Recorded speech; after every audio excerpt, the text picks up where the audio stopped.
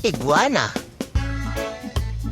deer o usa, crocodile, another crocodile, crocodile again, peacock.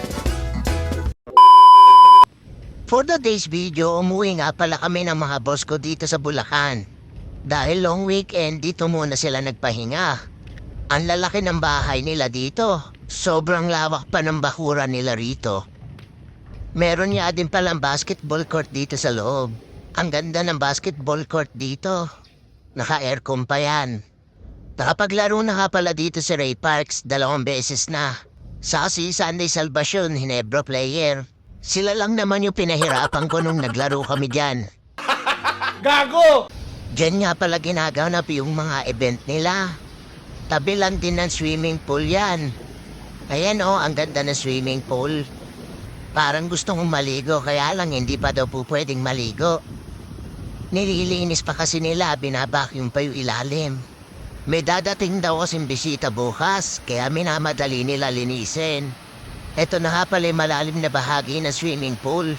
Mga 8 feet or 9 feet yata yung lalim niyan. Ang ganda meron pa siyang pools. Sarap maligo. Sunod na pinuntahan ko na nga pala yung mga koi fish dito sa lagoon. Ang dami nila, sarap tingnan. Dito nila kaya ako manghuli ng isda, panigurado makakahuli ako nito. Sa Bicol kasi hindi kami nakahuling marami Puntahan natin dito yung mga halagang hayop dito sa compound. Ayan, iguana, ang laki na pala niyan.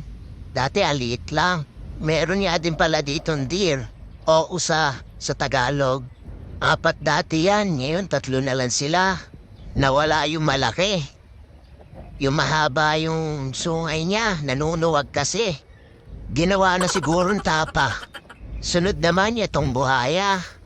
Dati ang liit lang yan, noon ang kita ko dyan. Sa kulungan pa ng aso yan nakalagay. Ngayon, ang laki na. Hindi nga alam pala isa lang yung buhaya dito. 3 nga pala sila. Ayan yung pangalawa. Ang laki na rin pala. Dating kita ko dyan, ang liit pa nila. Ngayon, ang lalaki na. Ayan pa yung pangatlo. Nasa tubig siya, nasa ilalim. Ayaw umahon.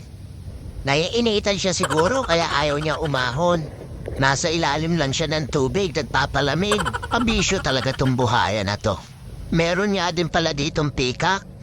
Ang ganda ng muntot niyan pagka naubo ka.